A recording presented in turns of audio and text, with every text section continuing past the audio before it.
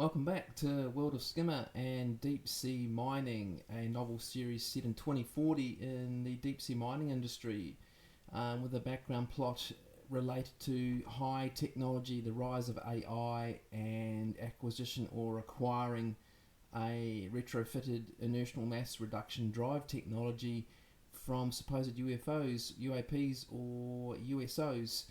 An entirely separate book as a prelude to that is going to be written in the next year or two. At the moment, we're in book 4 in the series, coming out later this year, Skimmer Tic Tac, and of course the title alludes to the fact that as the novel series moves forward, we get more and more involved in the underlying plot around the conflict between two AIs, one owned by the Chinese Globecorp Mining Company and one that has been come up with by Exit Ocean Academy. And they play off against each other in the midst of the trialling of inertial mass reduction drives on the deep sea mining skiffs.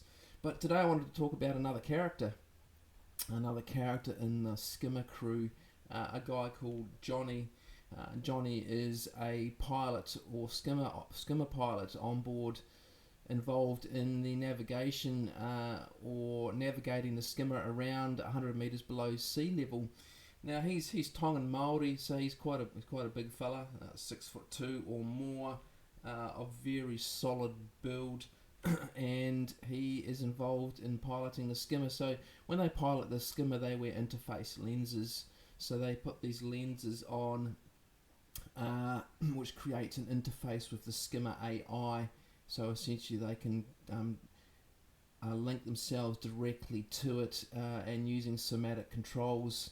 And of course, these lenses or this visor, they can look and direct what the AI needs to focus on while they're operating the skimmer, and interact with the AI. So he does that, and what we need to look at in a little bit more detail is how he interacts with the crew in terms of their life on board the skimmer, and then a bit more about how Jonny's involved in the plot as it unfolds as well. Now, in terms of character, Jonny's very jovial, he's very outgoing, he's very boisterous. He's I would say he's the comedian on board the skimmer. Helps a lot with keeping morale up. Now, there's a lot of banter between him and Stella. Stella is a typical Australian girl, and they play off against each other as characters in the series, in terms of always joking or hassling each other and giving each other lip, and that evolves as the plot moves forward. And the other characters on board sometimes think it's funny, sometimes think they're over the top, get involved here and there in this ongoing banter that goes on. Now, of course, Jonny's quite big and solid. He's always hassled about his food. It's always lunchtime to him. He's always hungry. He's got a bottomless pit.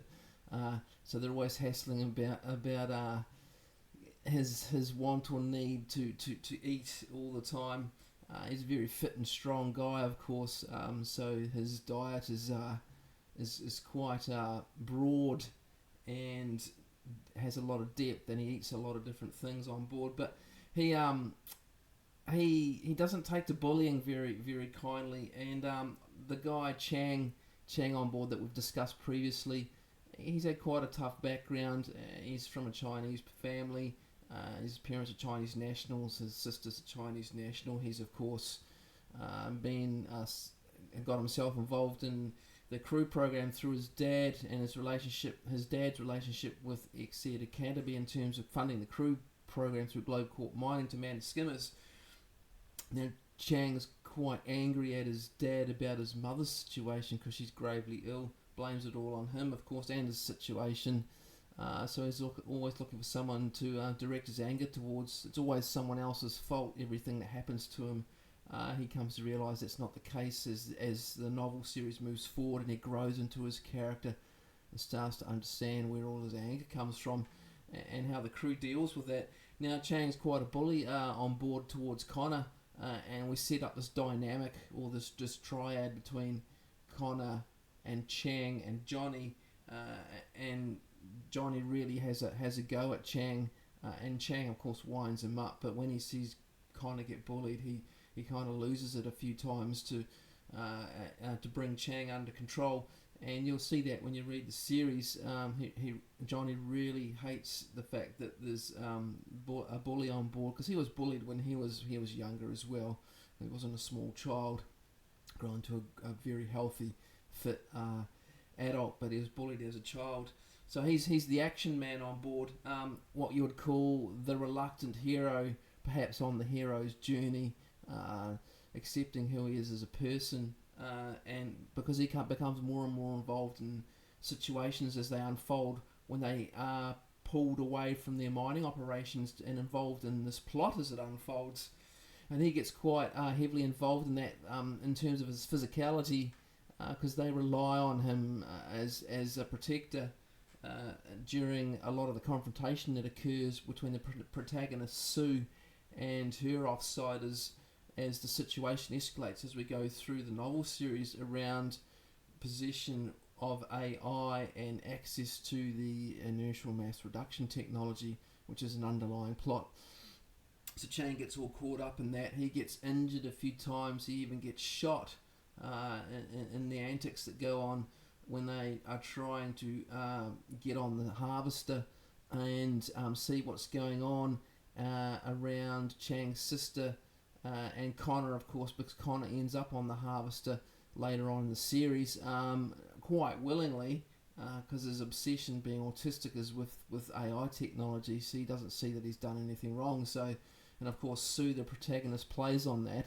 So there's a lot of subtleties going on, because no one wants to compromise working in the area under the regulations and the authorities. So it's all espionage and subterfuge that goes on. So in amongst all that, Jonny's there protecting the crew from what goes on around him. Now, he jokes about the overdrive trials. He finds it quite difficult to understand the quantum mechanics, physics and technology of how these overdrives operate, and always pokes a bit of fun at it, as being in a tin can bouncing around the ocean, and some quite laughable scenes in the series as well. I laughed as I was writing them myself. I'm not sure whether other people will find it quite funny, but as I was putting words onto paper and trying to develop him as a character, I kind of realised the sort of person he was, and just kept going with that and evolving it and developing it as the series went on. So his role and his character becomes increasingly sophisticated as we move through the plot, or through the novel series, I should say, in terms of, on the one hand, he's dealing with Chang as being quite aggressive unnecessarily towards the crew, and in particular Connor, and on the other hand, he wants to protect the crew from what's going on. And then he's got this developing friendship with Stella. He never admits it, but the wit they have between each other creates a deep bond, and the crew can see that. And then as we get through the series, his involvement and becoming injured or shot at as the book series unfolds. So, and then back at Exceed Ocean Academy, when they're ashore, this goes on as well. And the dynamics that we set up between the crew as the plot moves forward, and we get the breaks between what's going on out at sea and the downtime between the action scenes that develop through the series that Jonny becomes really involved in. And by the time we get to book 6, he's become quite key to the success and or failures that go on with the Skimmer crew as they're trying to deal with Rick and completion of the overdrive trials, and what the end game is, because of course the crew doesn't quite know what the end game is, and at times Jonny wonders why on earth they're running around the ocean doing everything but mining operations. And even early on in the series, he's quite passive aggressive, and at times becomes quite confrontational.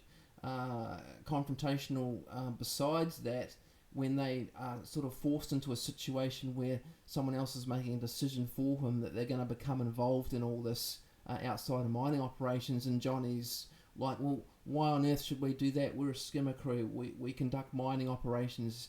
We monitor extract mining drones. We have no business getting caught up in whatever Rick's agenda is to bring forward the overdrive trials to completion, because there's this conflict going on between the rise of AI on the one hand, where Connor's discovered something they can use for the extracts in terms of the red queen sequence, and on the other hand we have got this kind of hive mind being developed on the harvester. And so Jonny thinks, well, why on earth are we doing that? That's not my job. I'm not here to do that. I don't want to be here. And he has this attitude for quite a while of, I don't want to be here doing this. This is not what I signed up for. But he overcomes that, and he grows out of that as he realises that the crew looks up to him, sees him as their protector, and he goes on the hero's journey and rises to the occasion as we go through the series, and becomes quite protective of the crew. And even Chang, he overcomes his issues with Chang as he sees Chang step up, and Chang really does start to step up later in the series. And so that's Jonny on the crew, another one of the crew members, and his role, his personality, and the dynamics that play out between him and Stella, him and Chang, and the other crew members as they watch on.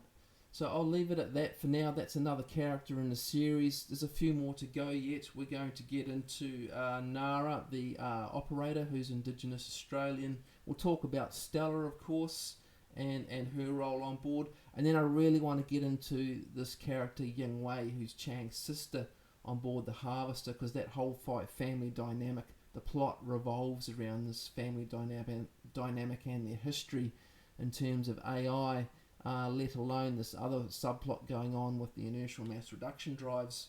And then of course there's Jonah. We're going to talk a lot about Jonah as we go forward, and I've left till last the protagonist Sue and what's involved in her through the series as well. And there's a few other characters in the Sea Hunters of course as well that I want to talk about.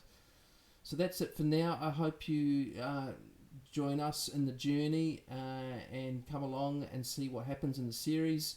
And I look forward to book 4 coming out, and hope everyone gets into reading books 1, 2 and 3, and eventually we'll have book 5 and 6 and the grand finale as well.